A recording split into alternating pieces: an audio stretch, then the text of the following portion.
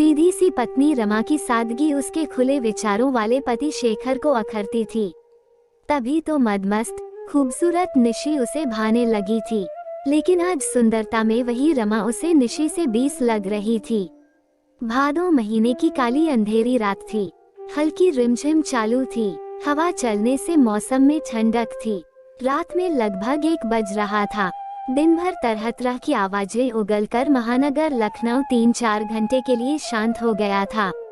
गोमती नदी के किनारे बसी एक कॉलोनी के अपने मकान की ऊपरी मंजिल के कमरे में शेखर मुलायम बिस्तर पर करवटें बदल रहा था। उसकी नजर बगल में बेड पर गहरी नींद में सो रही रमा पर पड़ी, जो आराम से सो रही थी। घड़ी पर नजर डालते हुए शेखर मन ही मन बड़बड़ाया, 4 घंटे बाद रमा के जीवन में कितना बड़ा तूफान आने वाला है, जिससे वह बेचारी अनजान है। ये तूफान तो रमा के घरेलू जीवन को ही उजाड़ देगा और वो पूरी जिंदगी उसी के भंवर में डूबती उतराती रहेगी। दुनिया कहां से कहां पहुंच गई और रमा पुराने विचारों पर ही भरोसा रखती है। समय के साथ ताल मिलाकर चलना सीखा होता और मैं क्या चाहता हूँ ये समझा होता, तो आज उसे छोड़ने का ये समय तो न आता। शेखर उस अंधेरे में देखते हुए सोच रहा था, 3 घंटे बाद 4 बजेंगे। मैं बेडरूम से निकलकर दबे पांव घर से बाहर जाकर टैक्सी पकड़ूंगा और अमौसी हवाई अड्डे पर पहुंच जाऊंगा। वहां 5.5 फुट की निशी ग्रे रंग की जीन्स और लाल रंग का टॉप पहनकर खड़ी होगी। मुझे देखते ही अपने केशों को एक खास अंदाज में झटकते हुए अपने गुलाबी होठों से मोनालिसा की तरह मुस्कुराते हुए इंग्लिश में कहेगी, गुड मॉर्निंग शेखर। मुझे विश्वास था कि तुम देर जरूर करोगे और मैं निशी के मरमरी हाथ को अपने हाथ में लेकर कहूँगा, सॉरी डार्लिंग। ये सब सोचकर शेखर के होठों पर हंसी तैर गई। उसकी आंखों के सामने ऑफिस की कंप्यूटर ऑपरेटर निशी तैर गई। 22 साल की परी जैसी मोहक देह के बारे में सोचते ही शेखर के शरीर में रोमांच की लहर दौड़ गई। एक बहुराष्ट्रीय कंपनी में एग्जीक्यूटिव के रूप में काम करने वाले खुले विचारों के शेखर को रमा की सादगी अखरती थी। रमा पतिपरायण पत्नी थी, पति के अस्तित्व में अपने अस्तित्व को देखने वाली पत्नी, जो आज के समय में मिलना मुश्किल है। पर शेखर रमा की सादगी से काफी नाखुश था। शेखर को अक्सर लगता कि रमा उस जैसे कामयाब आदमी के लायक नहीं है। गांव की सीधी, सरल और संस्कारी लड़की से शादी करके उसने बहुत बड़ी भूल की है। फैशन परस्ती भी कोई चीज होती है। अति आधुनिक लड़कियों की तस्वीर रमा में ढूंढने वाला शेखर कभी चिढ़कर कहता, रमा, आदमी को यौवन से मदमाती औरत अच्छी लगती है, बर्फ बन जाने वाली ठंडी पत्नी नहीं। पुरुष को सहचरी चाहिए, सेविका नहीं। रमा फिर भी शेखर की चाहत पूरी कर पाने वाली आधुनिका नहीं बन सकी। शेखर उंगली रखकर रमा का दोष बता सके, इस तरह का नहीं था। रमा अपने काम, पति के प्रति वफादारी और चरित्र की कसौटी पर एकदम खरी उतरती थी। शेखर की निगाह उसके विभाग में नई नई आई 22 साल की खूबसूरत, मस्त और कदमकदम पर सुंदरता बिखेरती कंप्यूटर ऑपरेटर निशी पर जम गई। निशी समय की ठोकर खाई युवती थी। उसने देखा कि ऑफिस के एग्जीक्यूटिव और विभाग के अधिकारी शेखर की नज़र उसकी सुंदरता पर जमी है और उसकी कृपा दृष्टि से वह ऑफिस में स्थायी हो सकती है, वह उन्नति भी पा सकती है। इसलिए समय और मौके के मूल्य को समझते हुए वह शेखर की नज़रों में अपने प्रति चाहत देखकर उसके करीब पहुंच गई। थोड़े समय में ही शेखर और निशी नजदीक आ गए। निशी के साथ रहने के कारण शेखर घर देर से पहुंचने लगा। रमा ने इस बारे में कभी शेखर से पूछा भी नहीं कि इतनी देर तक वह कहाँ रहता है। उल्टे शेखर से प्रेम से पूछती, लगता है आजकल ऑफिस में काम बढ़ गया है, जो इतनी देर हो जाती है। लाइए आपका सिर और पैर दबा दूं। रमा के इस व्यवहार से शेखर सोचने लगता कि यह औरत भी अजीब है। तभी इसके मन में किसी तरह का अविश्वास, शंका नहीं आती। रमा के इस तरह के व्यवहार से उसका अहम घायल हो जाता। शेखर निशी को 3-4 बार अपने घर भी ले आया। रमा ने निशी की खूब खातिर की। शेखर ने सोचा था कि रमा निशी से उसके संबंध के बारे में पूछताछ करेगी, मगर उसकी यह धारणा गलत निकली। निशी अपनी मुस्कान से, अदाओं से और बातों से शेखर का मन बहलाने लगी।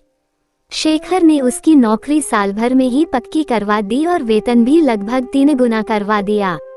नौकरी पक्की होते ही शेखर को लगा कि अब निशी धीरे धीरे उसके प्रति लापरवाह होती जा रही है।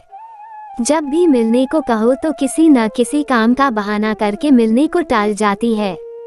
इस बीच उसने अंदाज लगाया कि निशी उसके बजाय निखिल से अधिक मिलती जुलती है, उससे कुछ अधिक ही संबंध गहरा हो गया है। उसका दिमाग चकराने लगा, वह उदास हो गया। एक दिन शेखर ने निशी से पूछ ही लिया, निशी, तुम्हारे और निखिल के संबंधों को मैं क्या समझूं? निशी ने कंधे उचकाते हुए कहा, निखिल मेरा दोस्त है, क्या मैं औरत होने के नाते किसी पुरुष से दोस्ती नहीं कर सकती? मैं इतने तंग विचारों वाला आदमी नहीं हूँ, फिर भी मैं किसी और पुरुष के साथ तुम्हारी नजदीकी बर्दाश्त नहीं कर सकता। आपका मैं कितना सम्मान करती हूँ यह आप भी जानते हैं, पर एक ही आदमी में अपनी सारी दुनिया देखना मेरी आदत में नहीं है।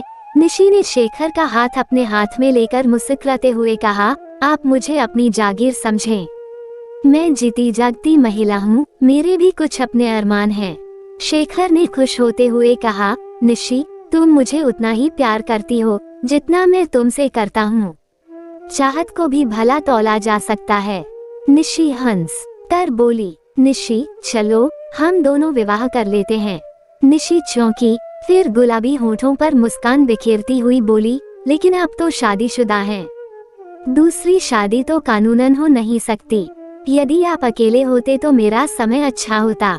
निशी, अपने प्रेम के लिए मैं अपना घरेलू जीवन तोड़ने को तैयार हूँ, प्लीज इनकार मत करना।